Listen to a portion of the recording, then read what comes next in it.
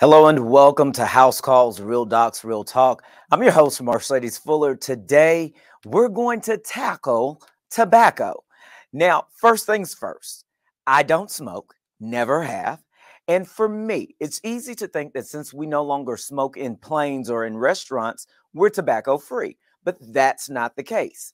Vaping has replaced cigarettes as the next big thing. And it's important that we understand the scope of the problem. To set the stage, take a look at this.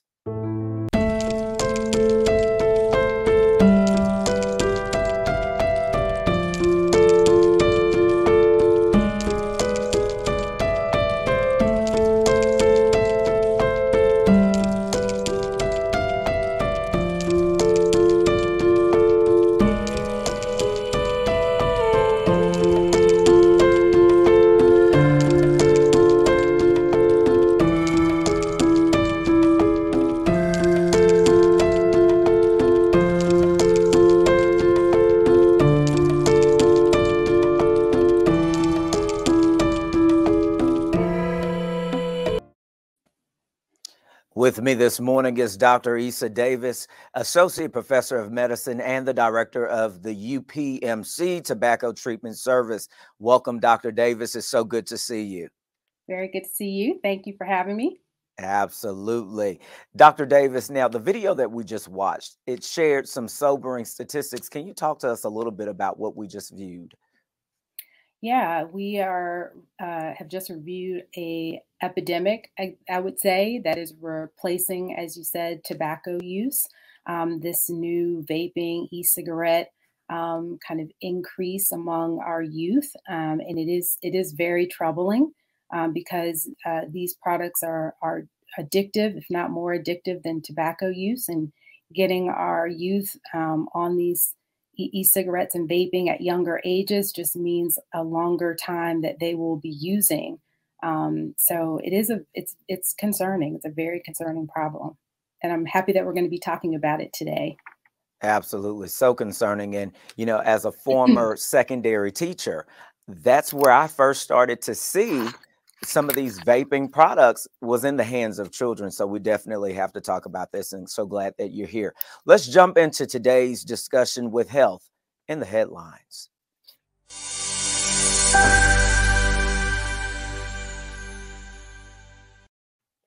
Good health is always newsworthy, so each week we select one headline that ties back to the topic at hand, and then we ask our expert to respond. This week's entry comes to us from CNN, and it reads, "Spending bill aims to close vaping loophole." Dr. Davis, first, can you explain what is vaping? What is vaping? Yeah, absolutely. So vaping, as you suggested, is an alternative to tobacco, smoking tobacco or smoking cigarettes. So this is a electronic device in which you put liquid nicotine or flavorings, and then you use another chemical, often propylene glycol, which then vaporizes this liquid. So vaporizes the nicotine that then can be inhaled into your lungs. And then within the lungs, it gets in your bloodstream, and then that nicotine can go to your brain and release dopamine that causes the wonderful effect that people seem to get from smoking. So, but it uses an electronic device, and so it's different from cigarettes in that you're not using what we call combustible tobacco or burning tobacco. And Dr. Davis, all of that just sounds so dangerous to me. So, when we hear things that sound as dangerous as what you just described, we try to stray away from it. Let's jump into our main segment to answer viewer questions. We call this segment "You Ask, We Answer."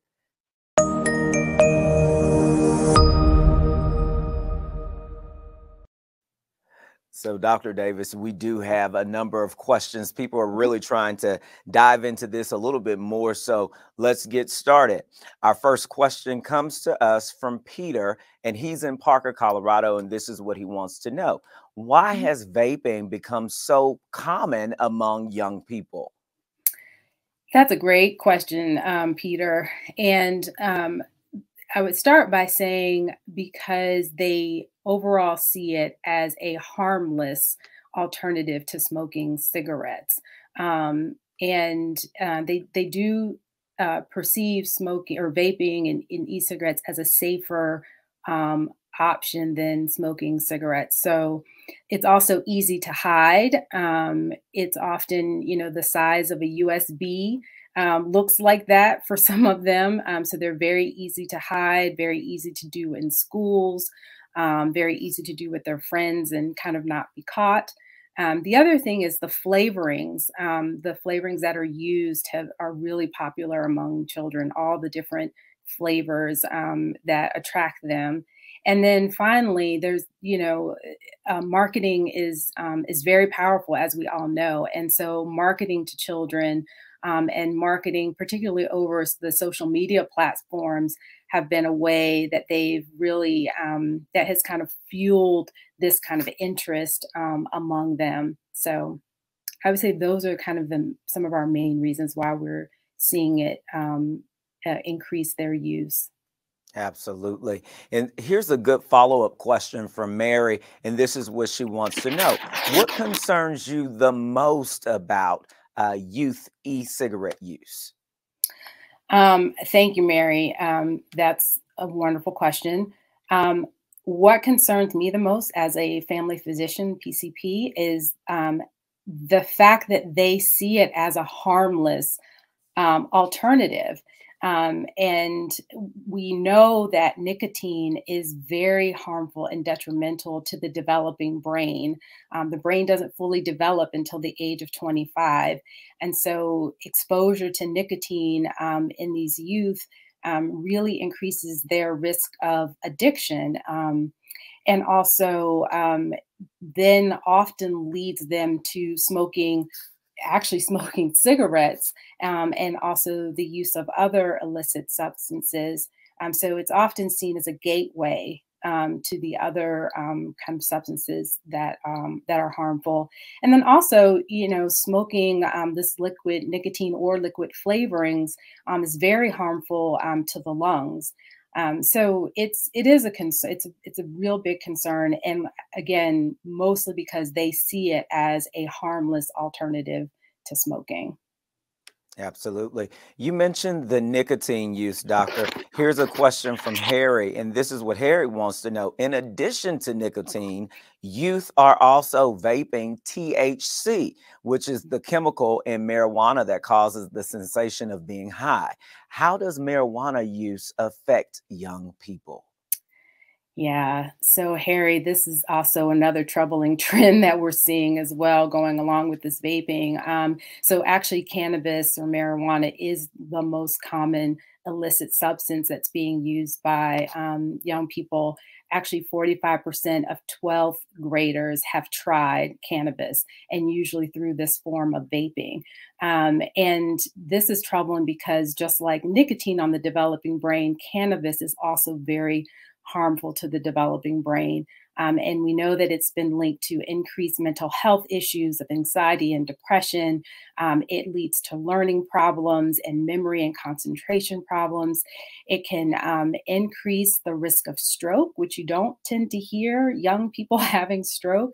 And it can increase the risk of risky sexual behaviors, and also can lead to psychosis, which is a very severe form of mental illness. So they see it again as just like with tobacco, or just like using the liquid nicotine in e-cigarettes. They often see smoking or vaping cannabis as, again, another kind of harmless alternative to using cigarettes and even alcohol. So this is another growing trend that's just as troubling.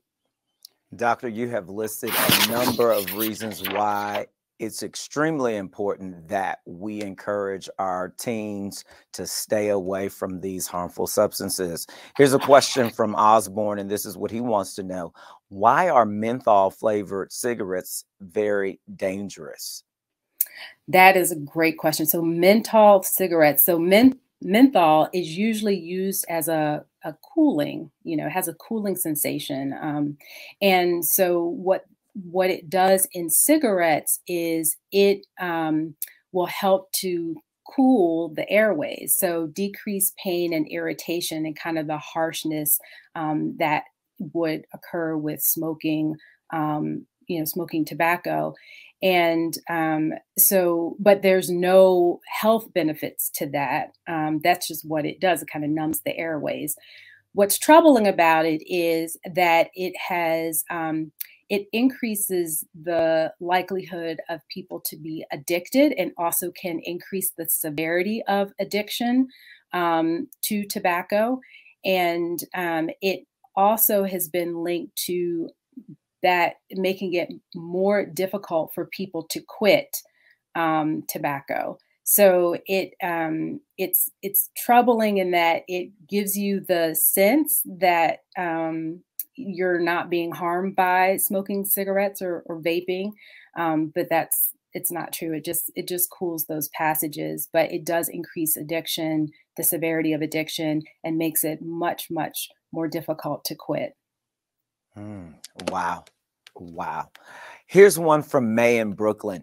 How would prohibiting menthol cigarettes help achieve greater equity with tobacco use across the United States? Yeah, so thank you, May. Menthol in cigarettes was marketed to various groups. So it was marketed, those cigarettes were marketed to the youth. They were marketed to certain racial groups like Blacks and Hispanics, Latinx, and also the LGBT community. And because of what I just said, in terms of increasing the likelihood of addiction and having all of these kind of harmful side effects, it, number one, among these groups, then increased use, made it far more likely for them to, be addicted. So then that increases profits for the companies, making it less likely for those groups to quit. But then, of course, right, those groups then suffer more of the harmful effects because of that. And so it's, getting rid of the menthol out of those cigarettes would go a long way to help these particular populations in which it was marketed to begin with. And I think this is a good follow-up question. Speaking of some of those matters that you just mentioned, Ben wonders, what should elected officials and policymakers be doing to combat vaping and other tobacco use? Yeah, thank you, Ben. So I think, continuing to limit, I think the first thing is limit or kind of ban the flavorings, particularly in the e-cigarettes and vaping, would limit that attraction to the youth. Continuing to make it harder for youth to buy and to buy these products. Continuing to impose restrictions on, selling to minors. That tends to be a little bit difficult over the internet, and that's probably one of the greatest challenges. But the more we can limit their access to it, kind of the better. And then I also think, getting more information out there about the harmful effects of these products, because there is, a perception among the youth that, again, these alternative products are a safer option than smoking cigarettes. So I think getting information out there about the harmful effects of vaping and e-cigarette use among the youth would be really important. And that could be done, with collaborating with our sports and media personalities and celebrities, and being creative about joining with, the spaces where youth are, and the people that they see, using those people or working with those people to help deliver some of these messages about the harmful effects of using these products, but also, encouraging them to do something different, right? To do healthier options instead of having to do this. So I think more messaging and collaborating with like again, the sports and the media to help bring some of these positive messages would be really helpful. Those were some great ideas. I love how you say collaboration with some of those key public figures, and then the educational aspects, just Hmm. letting our youth see some of the alternatives as to what they can be doing versus using some of these tobacco forms and the vaping forms as well. Here's a question from Norman. Norman wonders, what advice can you give people who want to quit? Oh, Norman, that's one of my favorite questions. So what I would say to do first is make the decision to quit.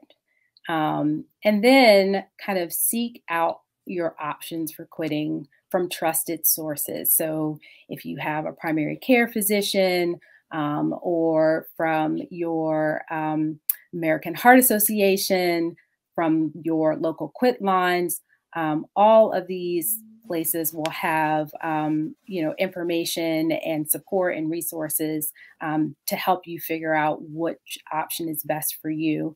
And then set a quit date. Put it on the calendar. Let everybody know. Seek that support from friends and families to kind of help you reach that goal. And then, should you not make it, or you try and you slip and you slip up, that's okay. Keep trying, because we know that the research shows that oftentimes people won't just quit on the first attempt, and that they have to make multiple attempts. Oftentimes it takes somewhere between 6 and 7 attempts before people are really successful. So just keep trying, keep making a quit attempt, and you'll be successful. I love that. Set that quit date and keep on making the attempt. Here's a question from Otto. Otto wants to know, what does the evidence suggest regarding adults who use e-cigarettes to try and quit? Yeah, that's a really great question. And the answer I will give you to that is that currently there are no definitive studies, randomized controlled trials, which are our best evidence usually in research, that have established the safety and the effectiveness of e-cigarettes for tobacco cessation in adults. There is research that's ongoing. It's a question that people are looking at. There are some small studies that, appear to show that it may be helpful in helping people to quit. But right now, we don't have the level of evidence that we need to ensure that it's safe and effective for that purpose, and currently is not FDA approved. But there are some FDA approved tobacco cessation options that are very effective, and would certainly encourage you to use those.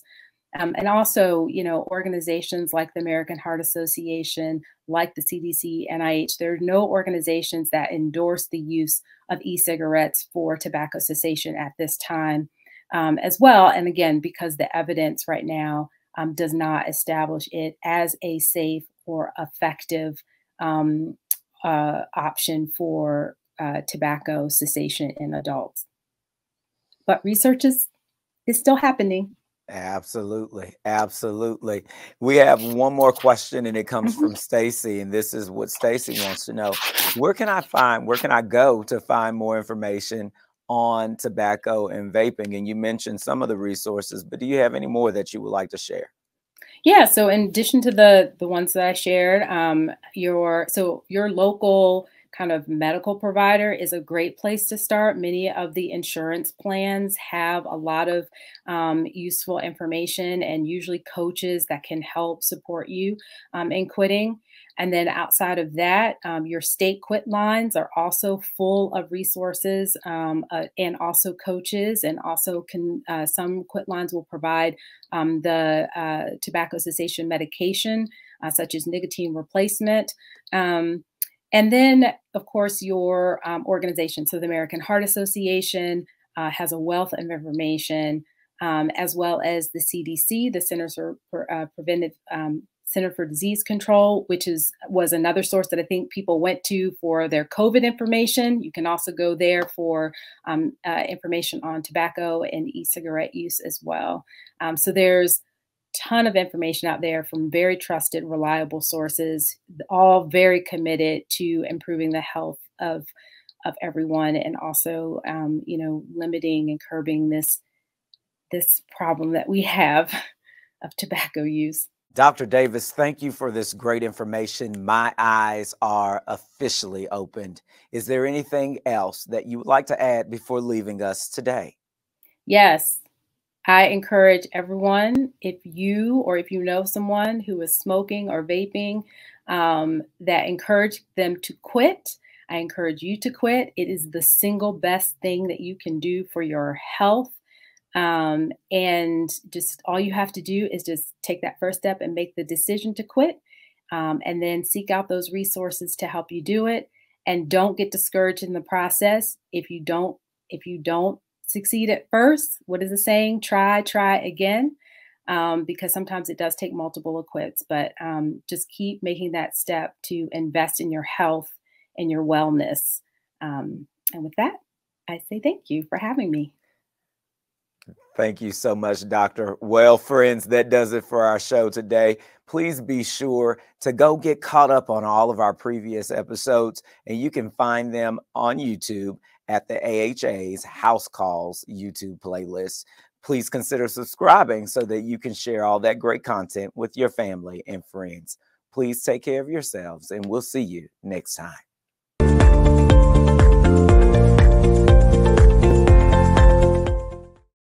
Learn more about House Calls, Real Docs, Real Talk, and submit your questions at heart.org/housecalls.